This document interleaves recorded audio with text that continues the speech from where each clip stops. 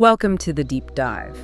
We're looking at something pretty massive today. Paris Saint-Germain finally getting their hands on the UEFA Champions League trophy, and not just winning it, but with that huge 5-0 victory over Inter Milan after so many years trying. Yeah, it's a huge moment, a really big deal for the club, obviously, but for French football too. So what we want to do here is kind of dig into how this actually happened.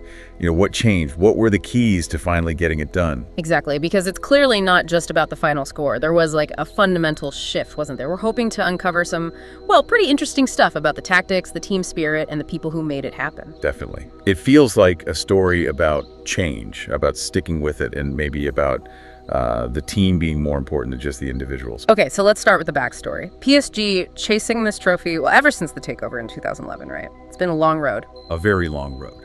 Over a decade. And huge investment. We're talking billions poured in. And just look at the names they brought in over the years. Ibrahimovic, Cavani, then Messi, Neymar, Mbappe. Just superstar after superstar. Yeah, the biggest names in the world. And they got close, didn't they? That 2020 final against Bayern. Right, they reached the final. But that whole Galactico approach, just buying stars, it never quite delivered the ultimate prize until now. So this win, it ends a really long wait for the club, sure, but also for France. Yep. Marseille in '93 was the last time a French team won it. That's a long time. And the final itself, wow, 5-0 against a team like Inter Milan. That wasn't just winning, that was a thrashing. It really was. Yeah. And historically, that scoreline is, well, it's massive. The biggest margin of victory ever in a Champions League final. Right. You look back, you see 4-0 wins, yeah, but 5-0. That's just complete dominance on the biggest stage. Yeah. Way bigger margin than even that old 7-3 game people talk about. It felt like that from the start, didn't it? PSG just seemed on it. Totally, from the first whistle. Inter just looked like they couldn't live with PSG's tempo, the pressing. It couldn't get their game going, couldn't really threaten going forward. And even basic stuff like their first touch seemed off under that pressure. Tactically, Inter seemed a bit lost too. Yeah, it looked that way. They weren't really pressing PSG high up. They weren't compact defensively. And their coach, Inzaghi, well, the adjustments didn't seem to make much difference. They just seemed overwhelmed. There was also that point about the age of Inter's squad. Quite experienced, you might say. Experienced, yeah, but maybe older. Average age over 30, I think. 3 starters over 36. Usually you think experience helps in a final, but against PSG's sheer energy and pace, it actually looked like a bit of a hindrance, maybe. That mix of youth and just relentless work from PSG was key. Absolutely.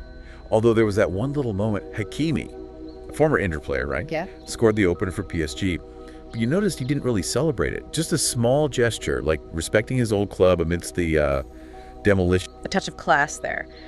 But let's pivot to why this happened. Because the narrative really points to one man, doesn't it? The coach, Luis Enrique. Ah, the Lucho effect. Yeah. Yeah, it seems absolutely crucial. Yeah. And it wasn't just about new tactics on a board, it was deeper, like a cultural change.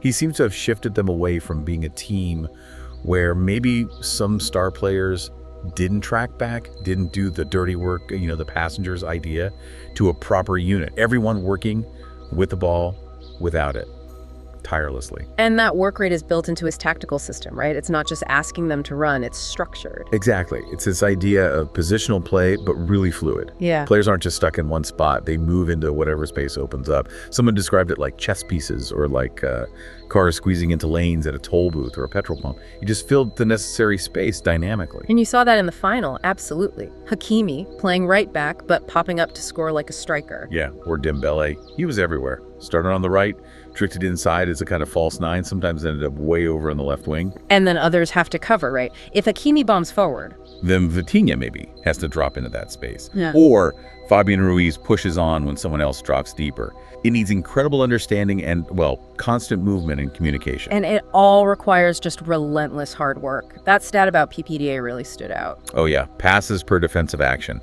PSG's number was really low, meaning they win the ball back super quickly after losing it. They give opponents no time. Yeah. And you compare that to Inter's number in the final, which was much higher. It shows you just how intense PSG's press was. It's a massive change from previous years where maybe the front three didn't contribute as much defensively. Remember those low tackle counts?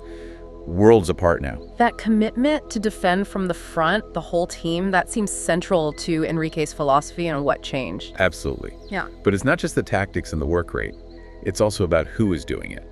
Enrique put a lot of faith in younger players. Right, the average age of the squad is quite low, around 24. That's young for a team conquering Europe. And he didn't just have them on the bench. He built around them. You got Zaire Emery, who's only 18 and looks like he could be anything. Barcola, 22. Lee Kang-in, 24. They weren't just making up numbers, they were crucial. And the star in the final, arguably, was Désiré Doué, only 19. Incredible performance. 2 goals and an assist. Youngest ever to do that in a Champions League final, apparently. He's kipped for the Golden Boy Award, and there's that nice little story about him idolizing Neymar, and now he's achieved the very thing with PSG that Neymar couldn't. Kind of poetic. And it wasn't just the kids. Vitinha in midfield was, well, just masterful. And seeing the effort from players like Kvaratskhelia and Dembele still chasing everything down late in the game, even when it was 5-0. Yeah, that shows the mentality shift. And Enrique deserves credit for fostering that. He made big calls, wasn't afraid of reputations, managing Mbappe's situation, letting names like Verratti leave. It was all about building his kind of team with the right attitude. And the players seemed to buy into it completely. You heard Marquinhos afterwards? Yeah, the captain. He's been there through all the disappointments. He talked about them finally feeling like a proper family, dedicating it to everyone who'd been part of the journey. That felt genuine. And Hakimi also mentioned how the mindset had changed under Enrique. The belief was different. So when you put it all together, it really feels like a lesson, doesn't it? Just collecting stars isn't the guaranteed path. This win seems to prove that team spirit, hard work, a clear tactical plan, and a coach who can build that, that's maybe more important now. It definitely makes a strong case for that, which leads to thinking about, the wider picture. What does this mean for French football? Well, it shuts down the Farmers League talk for a bit, surely. Yeah. It shows the quality coming out of France, Dembele, Doué, top talents nurtured there. True. And what about PSG going forward? They often win League One relatively comfortably compared to, say, the Premier League or La Liga. Does that give them an advantage?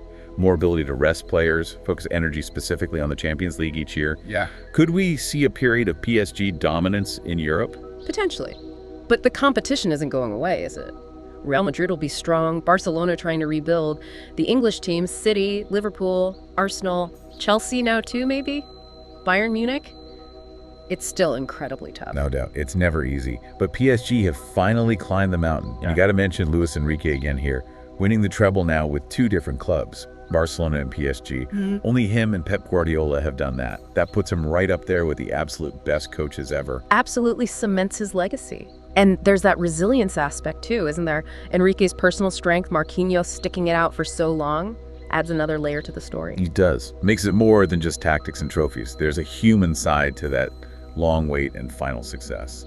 So wrapping this up, the big takeaway seems to be that PSG's win wasn't just about the money this time. It was about a real change in philosophy under Luis Enrique. Team first, tactical discipline, incredible work rate, trusting young talent, maybe moving past that pure Galactico idea. Yeah, it feels like a really well-constructed victory built on solid foundations. Okay, so here's a final thought for you listening in.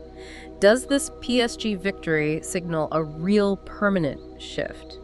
Are we seeing a move away from just buying superstars towards building more cohesive, hardworking teams as the key to European success? Or, is this just one specific team under one specific coach finding the right formula at the right time? An exception, maybe. Something to definitely keep an eye on in the seasons ahead. Thanks for joining us for this deep dive.